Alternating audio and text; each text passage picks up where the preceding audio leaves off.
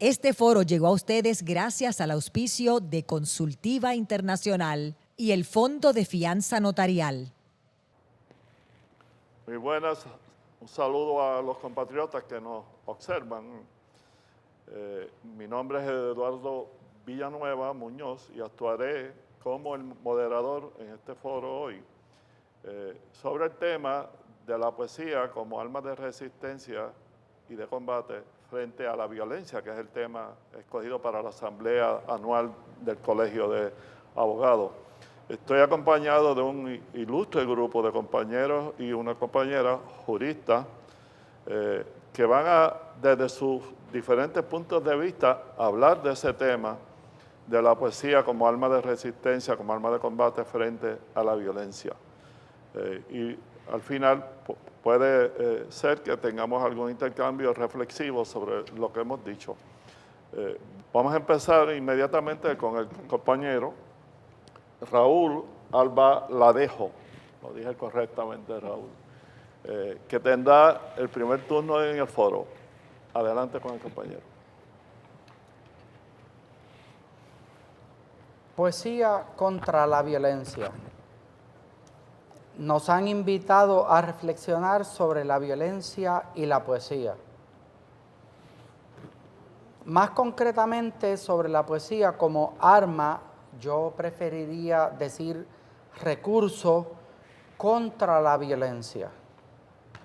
No sé si mi ignorancia de esos temas alcanzará a decir algo que no se haya dicho antes, porque la violencia y la poesía son dos compañeras de viaje tan antiguas que de ellas se ha dicho todo, aunque se trate de temas de los que paradójicamente siempre está todo por decirse.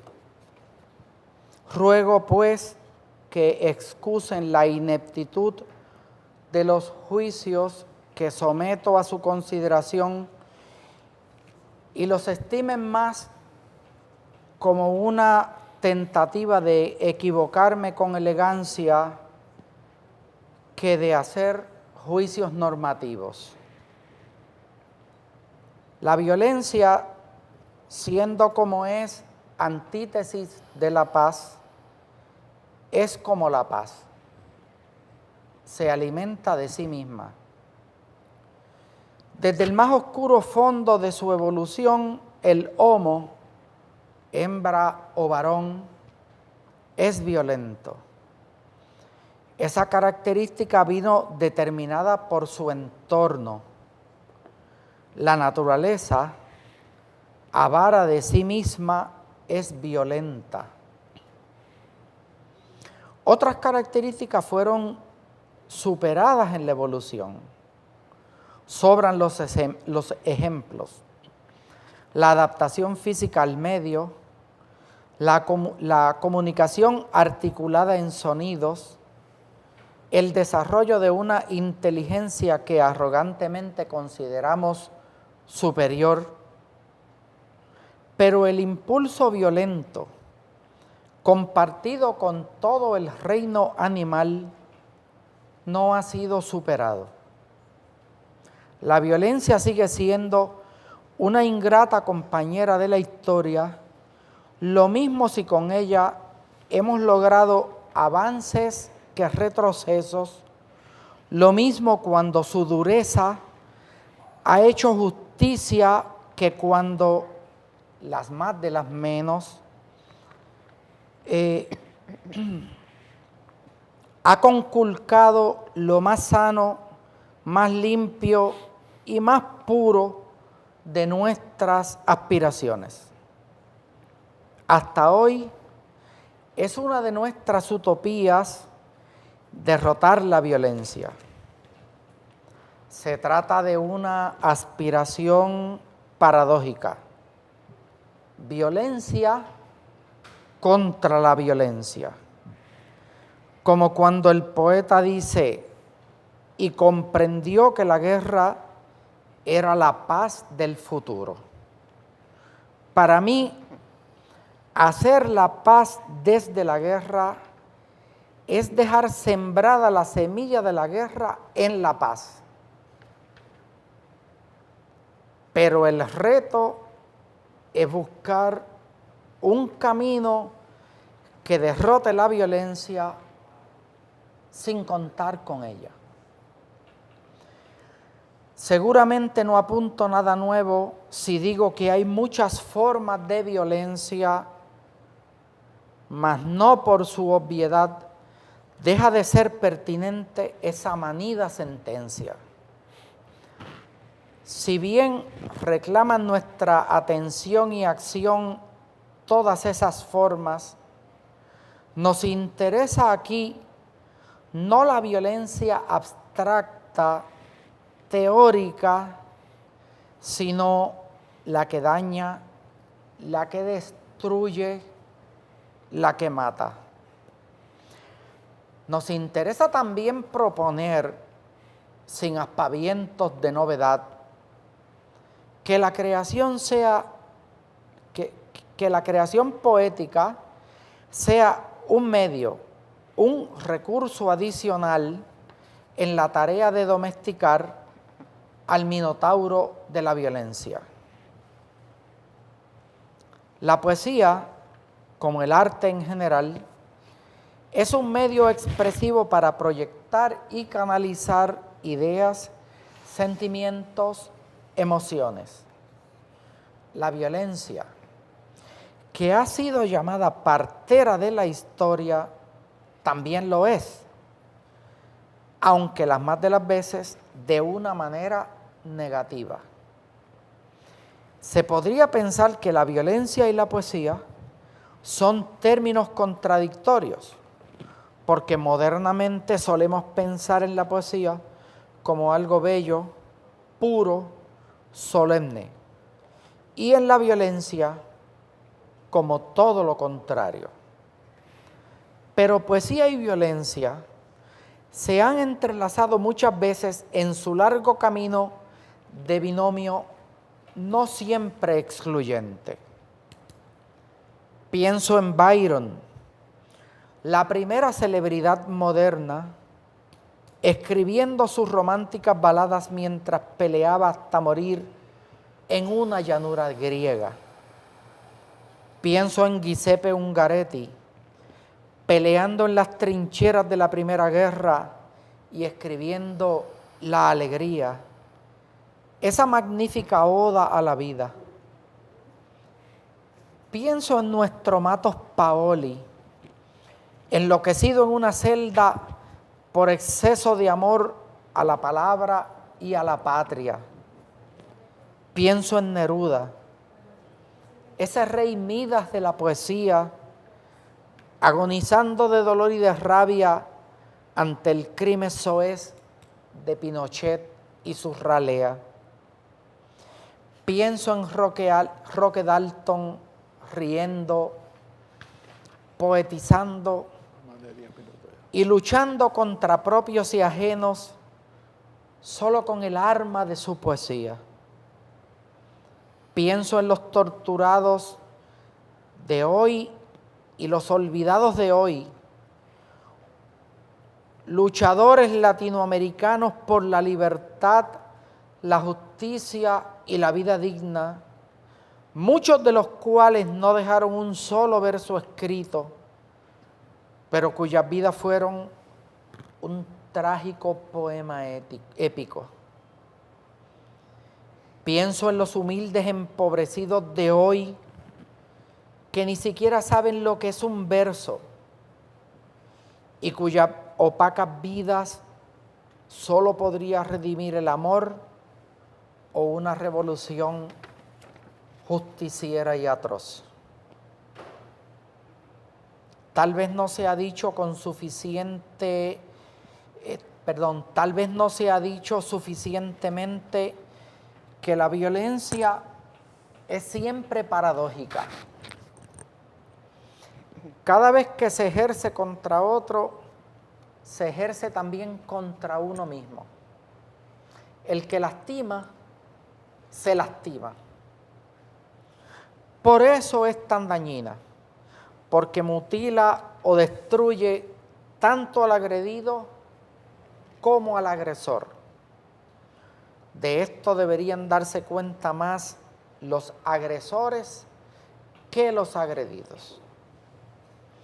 La gracia o la desgracia del Homo es que su evolución lo llevó a desarrollar tres características que no parecen tener otras especies: la razón, la ética, la estética.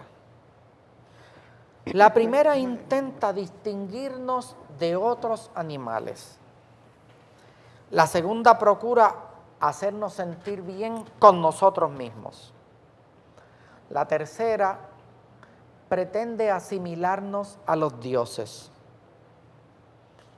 Pero todas las tradiciones que conozco, los dioses han sido violentos. Yahvé exterminó casi toda la humanidad con una inundación. Cronos mató a Urano y Zeus le dio a su padre, el primer golpe de estado de la historia. En casi todos los mitos de creación, que son narraciones poéticas, la violencia juega un papel fundador. Pero la estética, que nos libera de las ataduras de la razón y de la tiranía de la ética, nos eleva sobre nosotros mismos, abriendo con ello la posibilidad de superar la violencia sin violencia.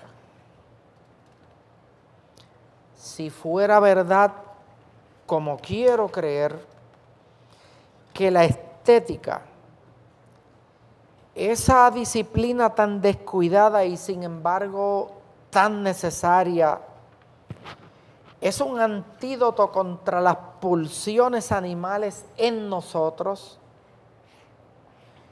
si fuera cierto, y ojalá lo sea, que una partícula divina anima y conmueve un resquicio de humanidad en nuestras almas, entonces no estaríamos salvados de la violencia, porque hasta los dioses la practican, pero tendríamos el consuelo de la poesía y de la esperanza de que ella nos ayude a derrotar no solo la violencia, sino incluso a los dioses que hasta hoy conocemos.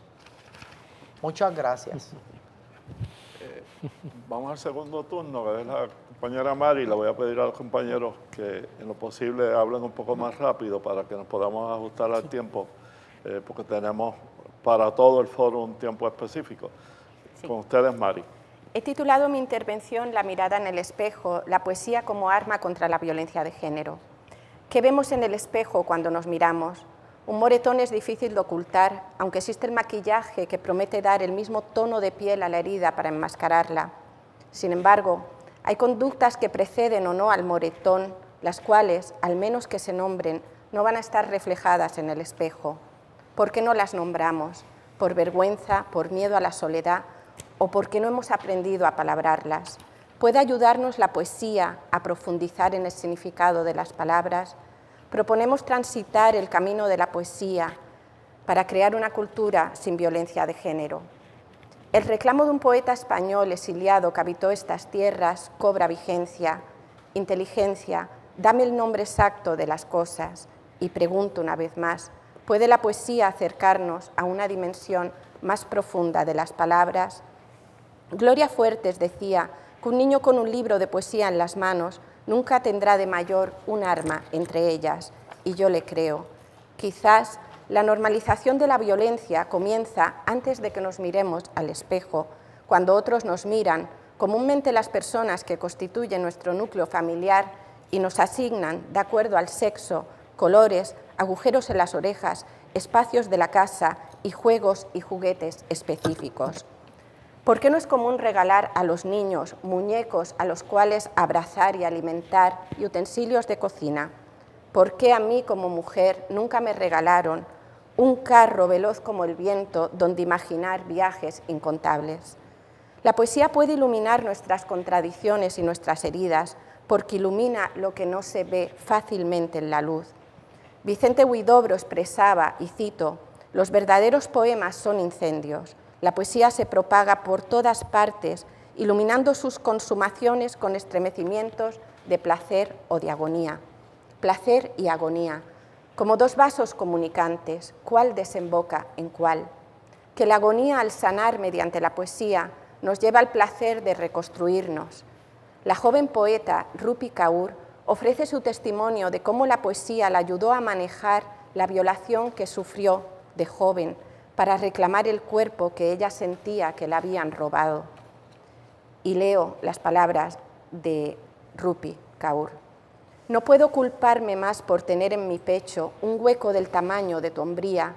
Es muy pesado acarrear con tu culpa, la estoy dejando, estoy cansada de decorar mi casa con tu vergüenza como si fuera mía. La verdad llega a mí de repente, después de años de lluvia, la verdad llega. Cuando un rayo de sol colándose por esa ventana lleva mucho tiempo llegar hasta acá, pero el círculo se completa, es necesario ser una persona rota y torcida para intentar encontrar sentido entre mis piernas, pero hace falta una persona entera, completa y perfectamente creada para sobrevivir. De construcción y construcción. La poesía ayuda a sobrevivir y desde este espacio tiende un puente solidario hacia otras, hacia otros, porque quedan muchos maltratos por apalabrar. Hispanoamérica cuenta con numerosas voces de mujeres y hombres que desde la trinchera de la poesía han denunciado valientemente las diversas formas de violencia de género.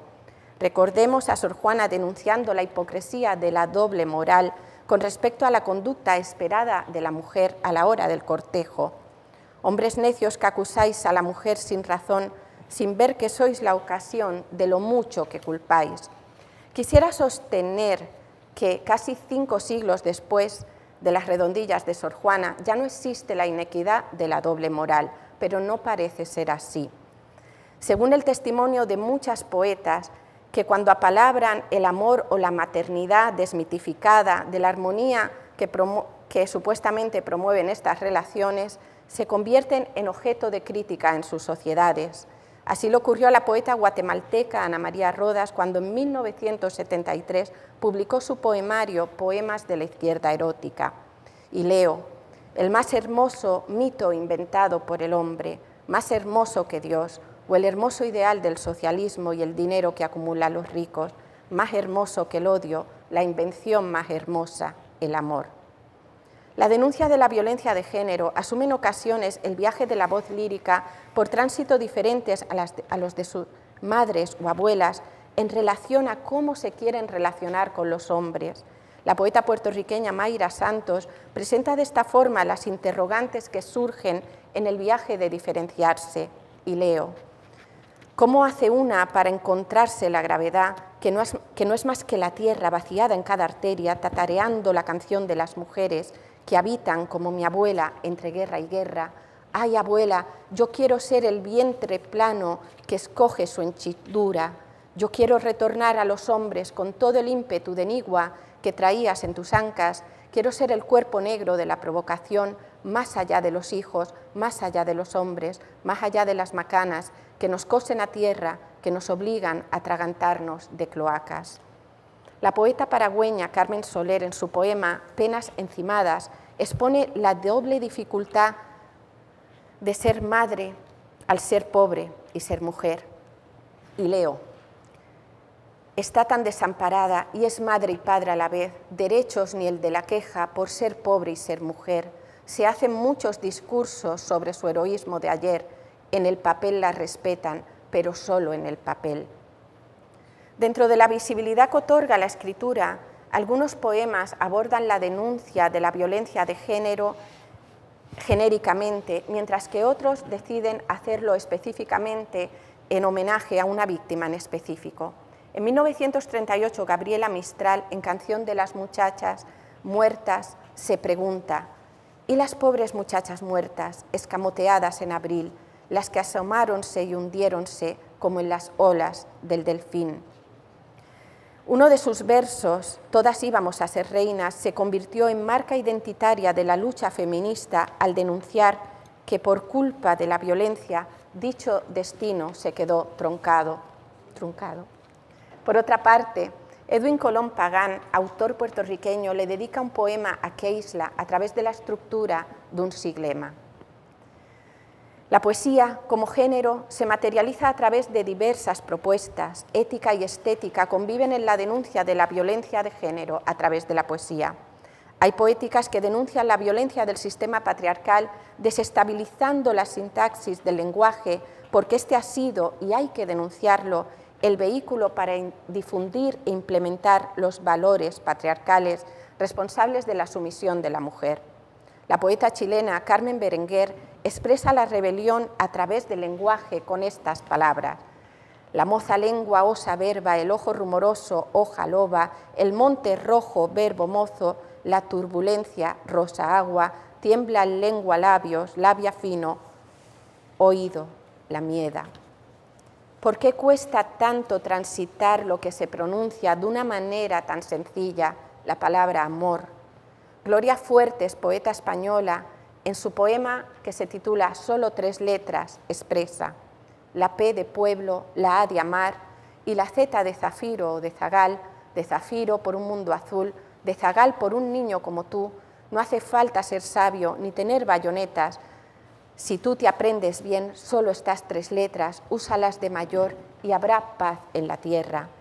La poeta apuesta al binomio poesía y educación para conseguir la paz. A través de la educación se apalabran las imágenes que la construyen, y este proyecto nos atañe a todos, como comunica también esta poeta en su poema Manos a la obra. Basta con una mano para matar, necesitamos 2 para acariciar, 2 para aplaudir y todas las manos del mundo para la paz. No hay una sola concepción del acto poético, como no hay una sola forma de violencia. Por ello, para que la poesía como arma contra la violencia de género pueda convertirse en una realidad, tenemos que reflexionar aún sobre muchas preguntas, como por ejemplo, ¿cómo las canciones promueven la violencia machista que queremos erradicar? ¿Son nuestras acciones consecuentes con la cultura de paz que queremos promover a través de la poesía?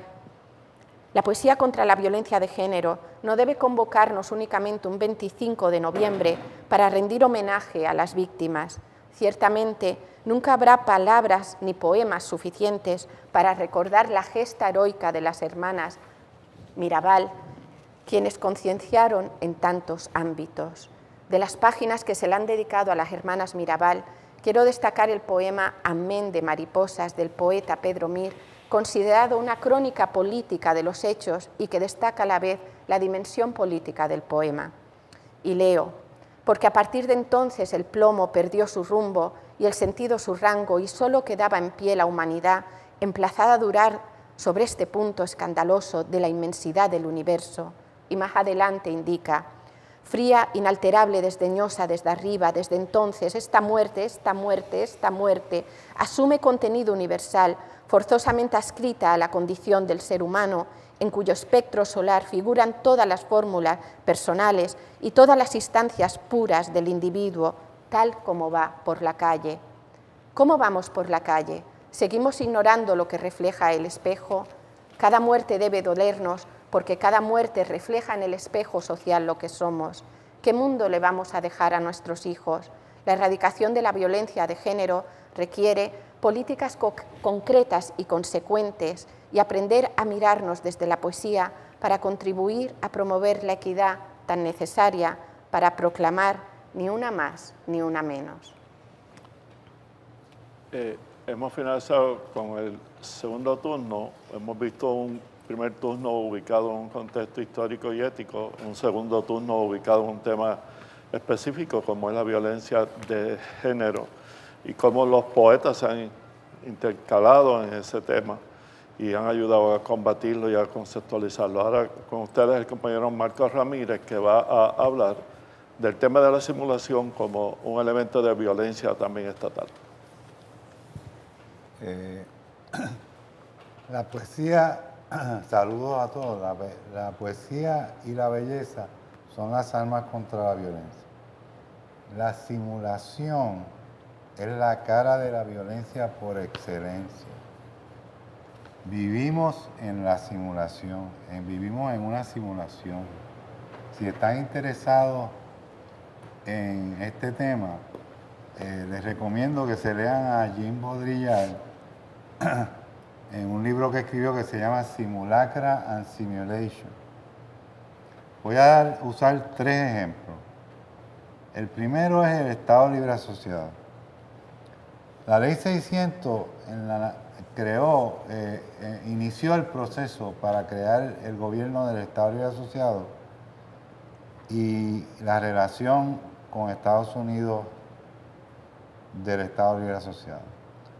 Y habló de que iba a ser en la naturaleza de un pacto.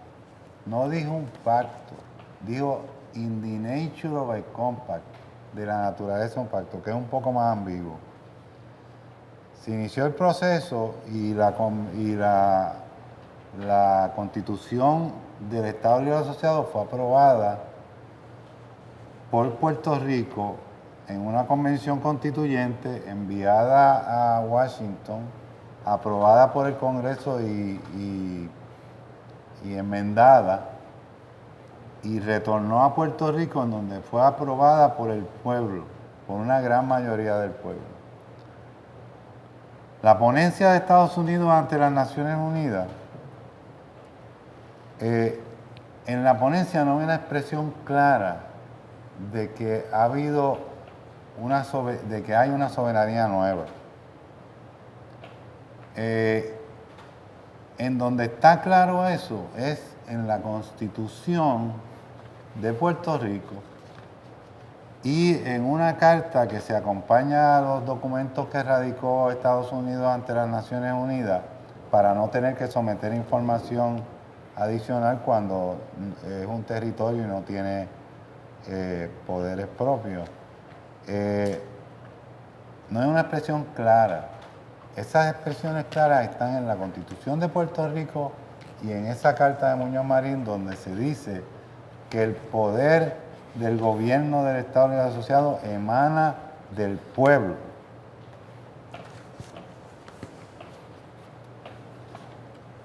Y que emana de la soberanía del pueblo. Entonces viene el caso de Sánchez Valle en el 2016. Se trata de un caso de doble exposición, que es que una persona no puede ser acusada por el mismo delito en la misma jurisdicción. Y había que decidir, porque los federales ya habían acusado a este señor de ese delito, y el gobierno local del Estado Libre Asociado quiso acusarlo también, y había que decidir si eran 2 jurisdicciones distintas o no. Y no podía ser, y se decidió que no podía ser acusado porque la única jurisdicción, la única fuente de poder para acusar a ese individuo era el Congreso de los Estados Unidos, era el gobierno de los Estados Unidos, eran los Estados Unidos. Por lo tanto, no hay soberanía y Puerto Rico sigue siendo un territorio. El juez Breyer del Tribunal Supremo le hace una pregunta a la Procuradora General que estaba argumentando esto que les estoy diciendo. Y le dice, pero ustedes no habían sometido ante las Naciones Unidas una ponencia en que decían que había ocurrido un cambio fundamental en las relaciones entre Estados Unidos y Puerto Rico, en donde Puerto Rico había adquirido soberanía. Y la Procuradora General le dijo, sí, pero ahora no. Anyway. Paso ahora a la deuda pública. Segundo ejemplo, la deuda pública, la Junta Fiscal, la Junta de Control Fiscal que se ha nombrado en Puerto Rico. John Adams, uno de los fundadores de la Nación Americana, dijo que había dos maneras de esclavizar una nación: a través de la guerra o a través de la deuda. Los informes que han sido publicados últimamente por el Fondo Monetario Internacional y el Banco Mundial demuestran, publicados últimamente, demuestran que el problema de la deuda pública de los países pobres o en desarrollo, que se conoce como el sur en ese mundo, es aterradora. La crisis es mucho más aguda que la del 2008-2009 y no se conoce una situación tan dramática desde los 1930. Y eso son informes publicados por el Fondo Monetario Internacional y el Banco Mundial. Se calcula que esta crisis arrojará en el próximo año a 115 millones de personas a la pobreza extrema. Y eso es ejemplificado por el hecho de que solo tendrán $1.90 cada día. Ese es su presupuesto para vivir. Sin embargo, los acreedores siguen.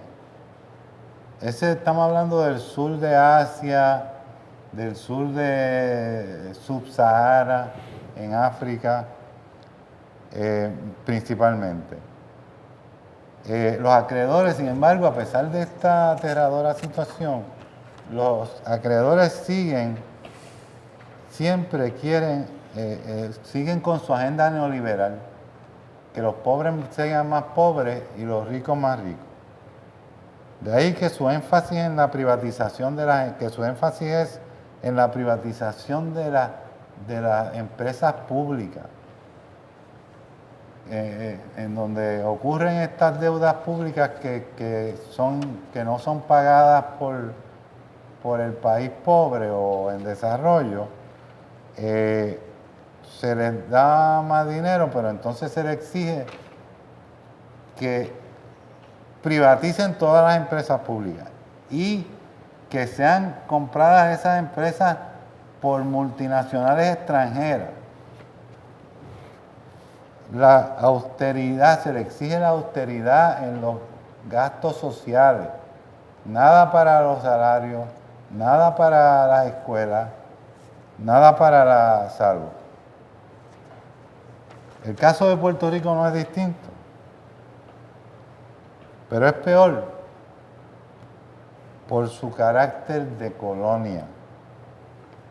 Aquí no hay que prestarle más ni tiene que hacerle unas restricciones. Simplemente, como los poderes plenarios están en el Congreso y el ELA no estableció ninguna soberanía local, pues entonces se nombra una junta fiscal de control fiscal. Y esa junta es la que manda.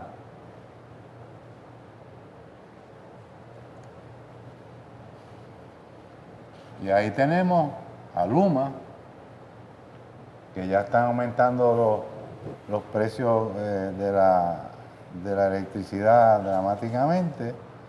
El presupuesto de la UPR casi va a ser imposible que subsista la Universidad de Puerto Rico. Y las escuelas públicas están derrumbándose. En adición, hay que decir que la deuda pública, la deuda de Puerto Rico es lo que se conoce como deuda odiosa, que quiere decir ilegal. Y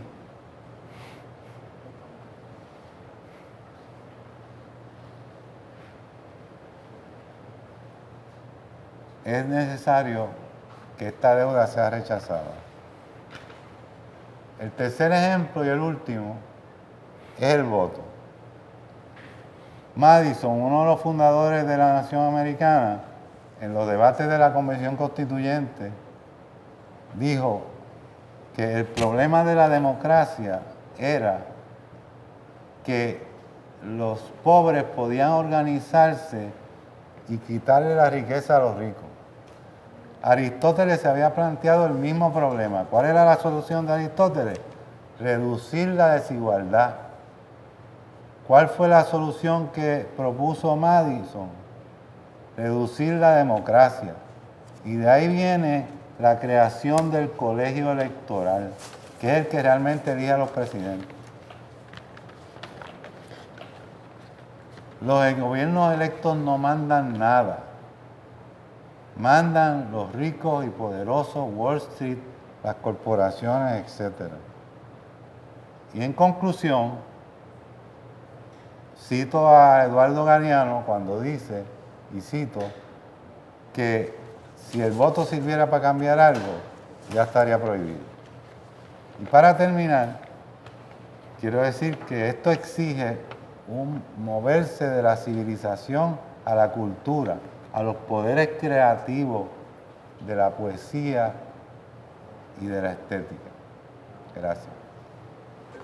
Finalizado el tercer turno del compañero Marcos Ramírez, que establece en esencia las diferentes formas en que el Estado ha utilizado su poder para hacer actos de simulación que por ser simulados y por ser falsos constituyen una especie de violencia del Estado. Vamos a pasar al compañero Irán Lozada, que tiene el cuarto turno. Saludos. Regresemos a la poesía. Un poco en reacción a lo planteado aquí por el poeta Luis Raúl Batalejo y la poeta María Teresa Machado, pues es evidente que la poesía no es entelequia, ni es instrumento inofensivo, ni mucho menos inocente. La poesía responde a sus tiempos, responde a su momento histórico. La épica, aquellos cantos de la poesía de la antigua Grecia, exaltaba la violencia desatada en las guerras, donde el valor de los guerreros, de guerreros formidables, se enfrentaban también a enemigos formidables. Homero dice en la Ilíada, allí se oían simultáneamente los lamentos de los moribundos y los gritos jactanciosos de los matadores. La tierra manaba sangre. Y también paralelamente, para época similar, los textos sagrados evocaban la violencia para liberar a los pueblos cautivos. Dice Éxodo en el capítulo 12. Y aconteció que a la medianoche Jehová hirió de muerte a todos los primogénitos de la tierra de Egipto. Recordemos que la Biblia como texto sagrado es la gran metáfora de Dios. Aquí en Puerto Rico, en estos lares, se ha cantado también a la poesía y dentro de ella la violencia libertadora. Recordemos que José de Diego nos pide que se embiste contra el yugo colonial. Un poeta de la década del 50, Hugo Marginat, en los albores de la nueva lucha por la independencia, también clamaba en su poesía por la violencia libertadora. Y decía, rojo amigo, iremos delante en la primera fila para recibir con los ojos abiertos la primera lluvia de balas. Se hace poesía para cantos marciales, para exaltar el heroísmo y el valor ante la guerra y la muerte. Miguel Hernández, el poeta de la Guerra Civil Española, víctima de la Guerra Civil Española también, como Federico García Lorca, dijo: que mi voz suba a los montes y baje a la tierra y truene. Eso pide mi garganta, desde ahora y desde siempre. Y no olvidemos a los poetas trovadores de nuestra América. Silvio Rodríguez, como adelantó el amigo Luis Raúl, llama al hombre nuevo que ante la opresión vaya entre humo y metralla, contento y desnudo, matando canallas con su fusil de futuro. Asimismo, nuestro trovador y cantautor Roy Brown llama al fuego contra el yanqui.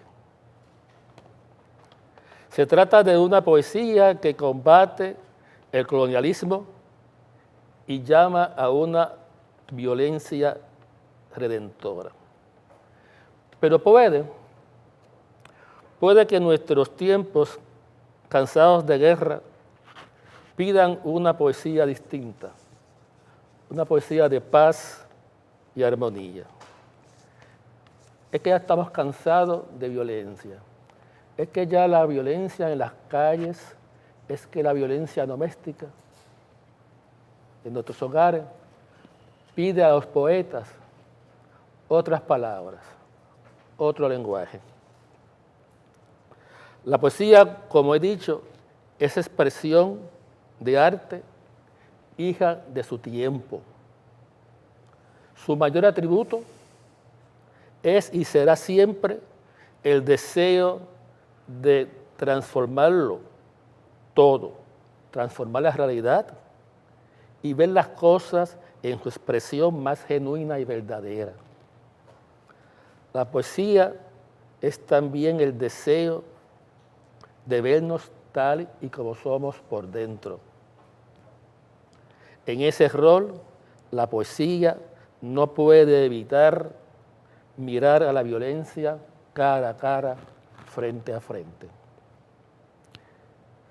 La verdadera poesía, sin embargo, no se consigue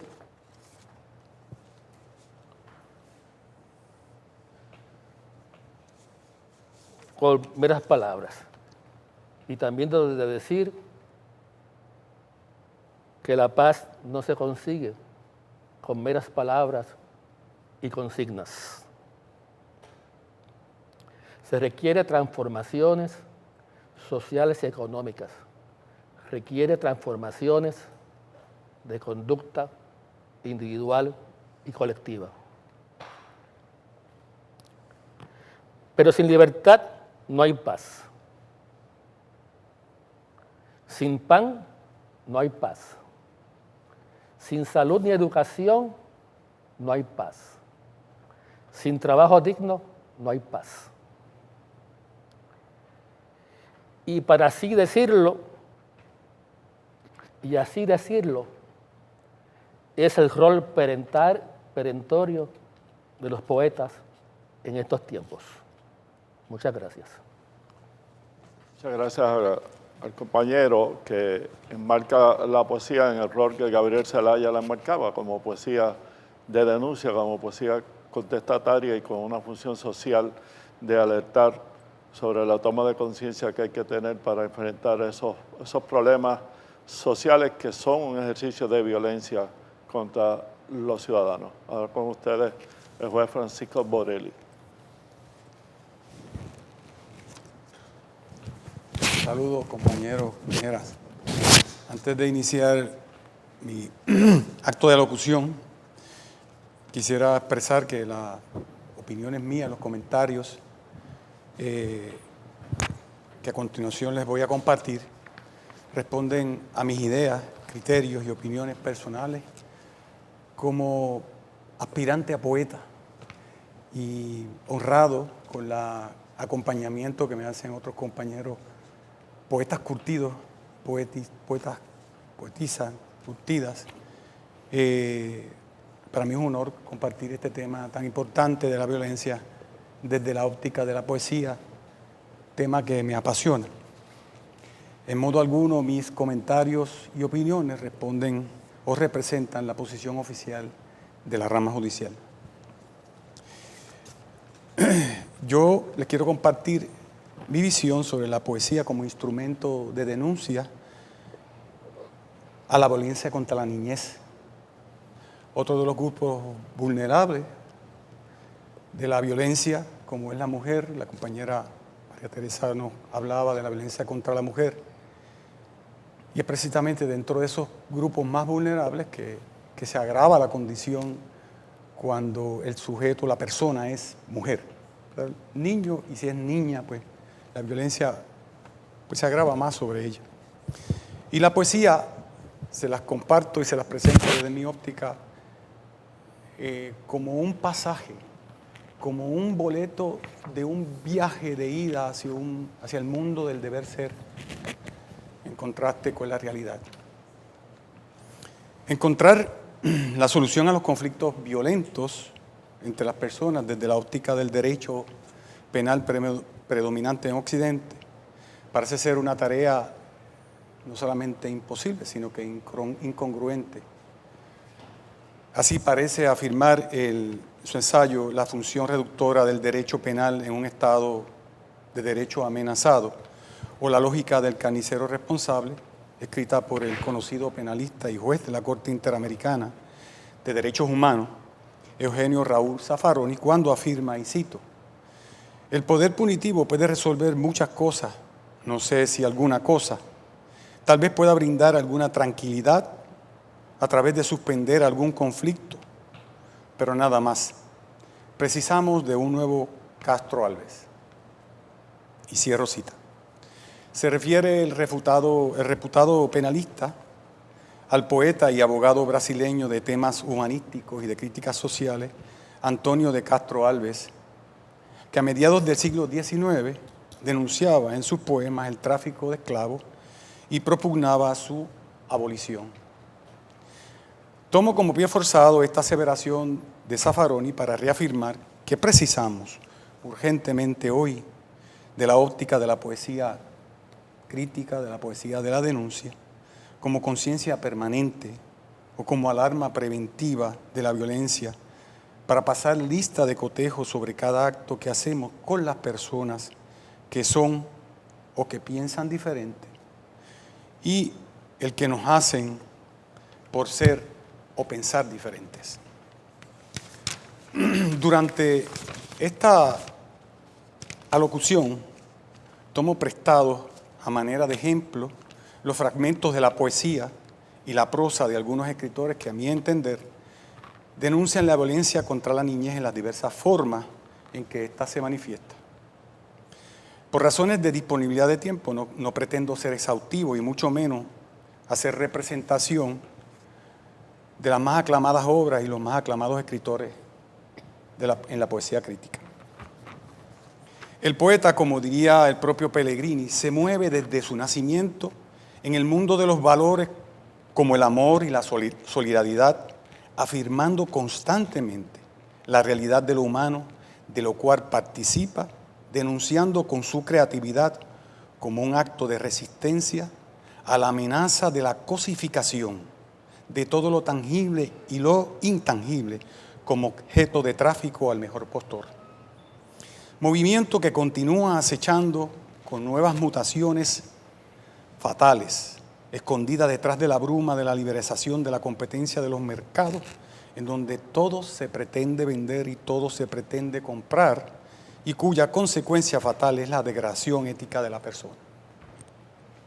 Ilustramos lo anterior, o ilustro lo anterior, citando un fragmento del análisis que hace del poema Balco Negrero hecho por el profesor Jorge Gaitán Bayona de la Universidad de Tolima en el ensayo de Castro Alves y la poesía abolicionista brasileña, publicado el ensayo en febrero de 2013. Cito del autor. En sus versos, el poeta evoca que los negros que vienen en el barco tuvieron una tierra de arena infinita, donde podían correr, ser libres y compenetrarse con su vegetación, memorias, amigos, familiares.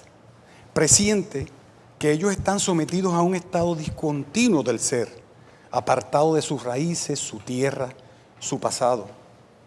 En vista de que su destino es trágico y que la tierra que los espera los someterá a humillaciones, el poeta les ofrece para siempre una morada de lujo en su poema, la literatura como refugio para quien ha perdido su patria. Cierro cita. Crear y mantener un país en las condiciones de pobreza es un acto de violencia estructural que multiplica exponencialmente los conflictos violentos internos, en los cuales la principal víctima es la niñez. La pobreza impide el desarrollo de la plena autonomía en la personalidad de los niños y las niñas como individuos y los inhabilita para el ejercicio ulterior pleno y efectivo de todos los derechos humanos en su grupo social, entre los cuales destacamos, que ya mencionaron algunos compañeros, la satisfacción de las necesidades esenciales como la alimentación, la vivienda, la salud y la educación. Refiero a esta cita a profesor Francisco Rodríguez Rodríguez en su ensayo La pobreza como proceso de violencia estructural, publicado en abril del 2004. Afirmaba el poeta español de la generación del 27, citado por el compañero Lozada, Miguel Hernández, que el poeta es viento del pueblo. Nacen para ser soplados a través de sus poros y conducir sus ojos, sus sentimientos hacia las cumbres más hermosas. Se ha dicho que uno de los poemas de Miguel Hernández en donde con más belleza insufla el contenido social de su denuncia contra la niñez por razón de pobreza y por la guerra es en el famoso poema Niño Yuntero, de la cual citamos los siguientes versos. Me duele este niño yuntero, hambriento como una grandiosa espina, y su vivir ceniciento revuelve mi alma de encina. Lo veo arar los rastrojos y devorar un mengrugo, y declarar con los ojos que por qué es carne de yugo. Vemos cómo la indignación del poeta ante la injusticia social a la que está sometida la niñez de la época, la Guerra Civil Española, se refleja con un profundo dolor en este poema. Hoy día, la violencia sobre la niñez por razón de pobreza y sus mutaciones a la vida intrafamiliar, la vida en las calles, la vida de los inmigrantes, se ha convertido en objeto de tema en la poesía crítica de jóvenes escritores. Y no es para menos, nos informa el Banco Mundial en el 2020 que antes de la pandemia había 356 millones de niños y niñas que viven en condiciones de pobreza extrema. Se estima que luego de la pandemia las cifras de la pobreza extrema aumentarán en 150 millones adicionales, de los cuales el porciento mayor serán niños y niñas.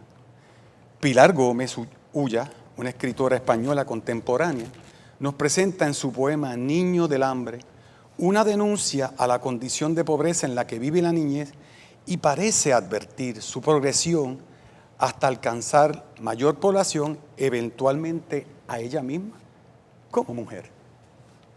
Según Oxfam, desde el 2015, el 1% de la población mundial poseía más riqueza que el resto de la población y la brecha se expande cada año más.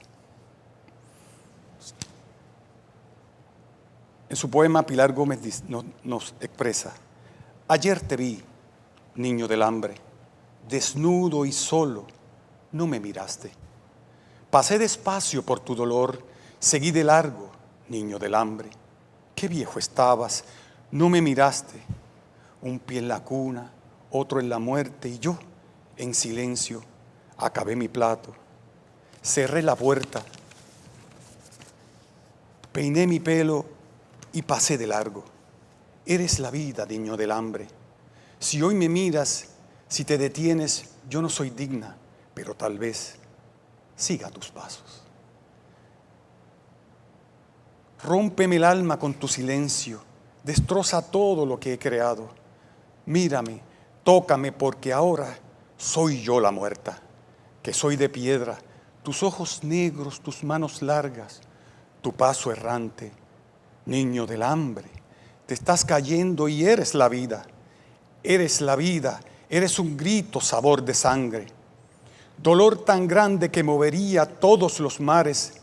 Si bajo un paso y nos encontramos, yo, que soy de piedra, seré de carne. Eres la vida, niño del hambre. La inmigración forzada por razones de pobreza y de la guerra ha propiciado grandes olas inmigratorias de familias más allá de los mares y las fronteras de sus países. Según las estadísticas de la GEMDAC, en febrero del 2021 existían 281 millones de inmigrantes en el mundo. No son pocas las denuncias de las condiciones de vida a las que se enfrentan desde el inicio, difíciles y hasta tortuosas.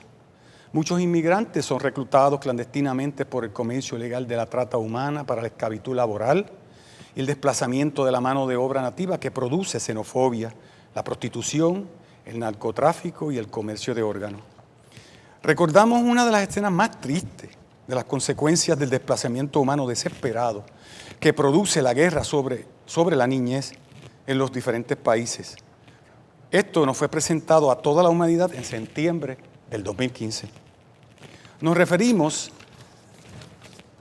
a la muerte del niño Alan Kurdi, de 3 años, que naufragó en las costas de Turquía mientras huía a su familia, huía con él del conflicto bélico en Siria. Como resultante del esfuerzo de recoger el sentimiento del fotógrafo que plasmó la escena del niño ahogado en las orillas del mar con los brazos extendidos, fotografía que recorrió el mundo a través de las redes sociales, se plasmó en la prosa y la poesía de muchos escritores y cantautores la denuncia de la vileza frente a la inocencia. Cito uno de estos poemas. La noche que se ha dormido ya no despertará, pues cubre con su manto a un niño náufrago que no es bomba, que no es soldado, que es solo un niño con su niñez y nada más. El niño se ha rendido y Papón lo vino a buscar y lo encontró sobre una cama de arena y agua tratando de escuchar. Si ya no grita el fuego, si ya no truena el sueno para regresar. Niño que preguntabas y dejó de preguntar, el silencio te agotaba y Papón te vino a buscar. La noche se ha dormido y no despertará. A pleno sol la noche será de frío y soledad. También Maulén, joven poeta chileno de este siglo, escribe con prosa, con lenguaje directo, con poca metáfora, el relato de su experiencia con la violencia intrafamiliar. Y cito: me hubiese gustado ser otra cosa, papá. Si me pegaste fue porque me porté mal, porque dije a mi madre la soledad es lo más asqueroso del mundo. Me dijiste, la vida es bella, pero tarde o temprano tiene que morir. Tenías razón, ya casi nada vale 100 pesos.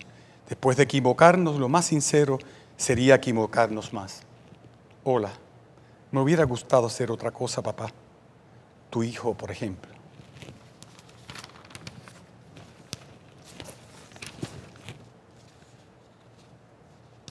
Su poesía es descrita por la también chilena Viviana Hernández en su ensayo Aproximaciones a la infancia desde la poesía chilena del siglo XXI como una denuncia a la violencia intrafamiliar en la que fueron víctimas las madres, las hermanas, los hermanos y los propios escritores en manos de sus padres.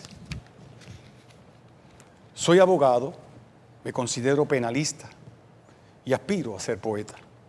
Desde la poesía aprendemos a amar a todo ser viviente, no importa la distancia física en que las encontremos, ni las diferencias. A los que me ven, a los que me escuchan, ojalá que sean todos los que viven en el mundo y los que viven fuera de él. Necesitamos urgentemente la vacuna contra la pobreza, pandemia que padece la mayoría de la población y de la niñez en el mundo, desde mucho antes que el COVID-19, todavía hoy y ahora. Muchas gracias. Con esto cerramos el ciclo de las primeras intervenciones. Hay un hilo conductor que es dual, el uso estético de la palabra para hacer poesía y ese uso estético para denunciar también la necesidad de que se termine con el hambre en el mundo, con la injusticia, con la falta de educación, de paz, de salud, de vivienda, de alimentación adecuada y el maltrato contra la mujer y los niños. Creo que ese hilo conductor nos ha llevado a todos en las ponencias. Y hay un manifiesto que la Comisión de Juristas ha preparado para redondear finalmente el tema de la poesía como arma de violencia, como arma de resistencia, y de combate contra la violencia.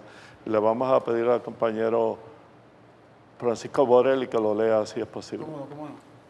Es un honor para mí hacerlo. Manifiesto. La poesía como arma de resistencia frente a la violencia. Nos convoca nuestro ilustre Colegio de Abogados y Abogadas de Puerto Rico a su Asamblea 181 bajo el tema Las caras de la violencia. Nosotros, Comisión de Juristas Creativos, respondemos a dicha convocatoria con algo tal vez inusitado: sugerir, proponer, explicar cómo la poesía puede ser una de varias armas que sirven para combatir con denuedo la violencia en Puerto Rico. Nuestra propuesta es ambiciosa, pero nace de un grupo de juristas creativos, juristas de primer lugar, defensores de la justicia, principio universal que inclina a obrar y juzgar respetando la verdad y dando a cada cual lo que le corresponde: igualdad, bien común, equidad y la búsqueda de una sociedad en paz. La violencia se nos presenta de diversas formas, como lo hemos escuchado a través de los diferentes ponentes, como el quebranto de dicha ambición de paz. Nos lleva como sociedad por caminos distintos, siendo el máximo acto el de inequidad. La Organización Mundial de la Salud define la violencia como el uso intencional de la fuerza o el poder físico, de hecho o como amenaza contra uno mismo, otra persona o un grupo o comunidad que causa o tenga muchas posibilidades de causar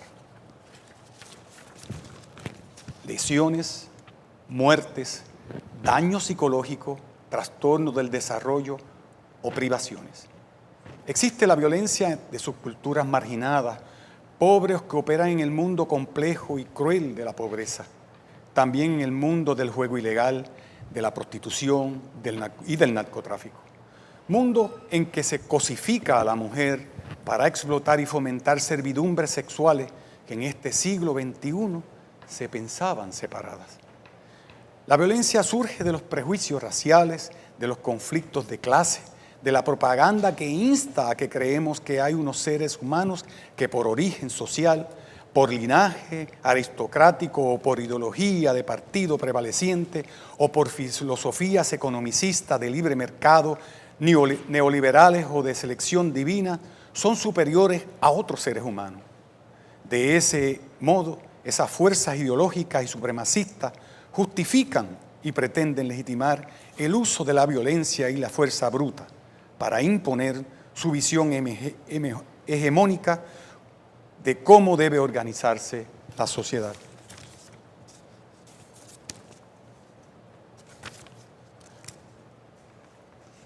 Aldo Pellegrini, poeta argentino, expone un lúcido ensayo del significado profundo que tiene la poesía y que explica por qué la ofrecemos o la proponemos como arma contra la violencia. Y citamos: hay una fuerza en el hombre proveniente del simple hecho de vivir que condiciona su destino de modo fatal.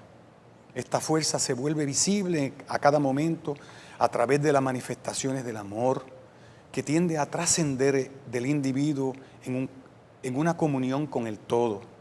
Tiene sus propias leyes irreductibles a los esquemas racionales. La poesía aparece como una expresión de ese impulso hacia el cumplimiento de un destino vital. Y la fatalidad de ese destino se revela en la poesía como un hecho indiscutible. La poesía no es, por consiguiente, un lujo o un divertimento, sino una necesidad, del mismo modo que lo es el amor. Todas las otras necesidades, aún las más perentorias, están subordinadas a esos dos, que en definitiva son los dos aspectos de una misma energía primordial que le confiere su verdadero sentido a la vida. Si penetramos profundamente en el significado del viejo refrán, no solo de pan vive el hombre, comprobaremos que la lúcida sabiduría popular llega a una convicción análoga. ¿Cuál es?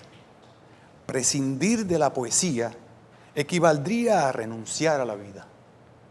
Considerado así, lo poético no reside no solo en la palabra, es una manera de actuar, una manera de estar en el mundo y de convivir con los seres y con las cosas.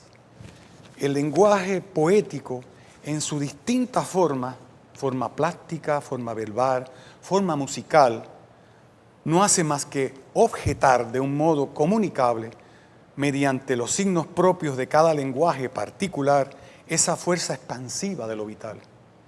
Como consecuencia, el mundo poético está en todos, en la medida en que cada hombre es un ser integral. La clara consigna de Latremont, la poesía debe ser hecha por todos, nos tiene otro ejemplo. Aquel que ignora la poesía es un mutilado, tal como lo es aquel que ignora el amor. Cierro cita. El quehacer poético que proponemos está basado en la sublimación combativa del sufrimiento para trocarlo en amor, en comprensión entre los diversos seres y sobre todo en la defensa de la dignidad y el derecho a la intimidad del ser humano. La Comisión de Juristas Creativos propone que asumamos la poesía como un estilo de vida que verdaderamente sirva como arma de resistencia a la violencia, que se apoye, promueva y dé prioridad al desarrollo creativo del ser humano en todas sus manifestaciones, integrando alternativas de estéticas, artes, música y la literatura en la educación, que se reconozca la importancia de herramientas creativas en el crecimiento justo de las personas y se apoyen las diversas instituciones que día a día trabajan proyectos comunitarios que ocupan espacios que de otra forma la violencia explotaría. Que la violencia nunca sea primera opción, que el diálogo y el respeto a la diversidad de ideas, de estilos de vida no sea una utopía, sino una realidad que cada día practiquemos. Para esto y mucho más, en la fuerza arrolladora de la vida y del amor, sirve y servirá siempre la poesía. Agradecemos infinitamente al compañero Borelli y a todos los compañeros que nos han acompañado en este foro y esperamos que sirva de modo de semilla reflexiva sobre cómo la poesía y cómo el arte y cómo el lenguaje pueden ofrecer alternativas distintas a los actos físicamente violentos o a los actos de psicología y de maltrato emocional que son tan malos a veces como los actos físicos. Esa es la alternativa que queremos ofrecer y no es una utopía, es una realidad. Agradezco nuevamente a ustedes la atención a este foro. Este foro llegó a ustedes gracias al auspicio de Consultiva Internacional y el Fondo de Fianza Notarial.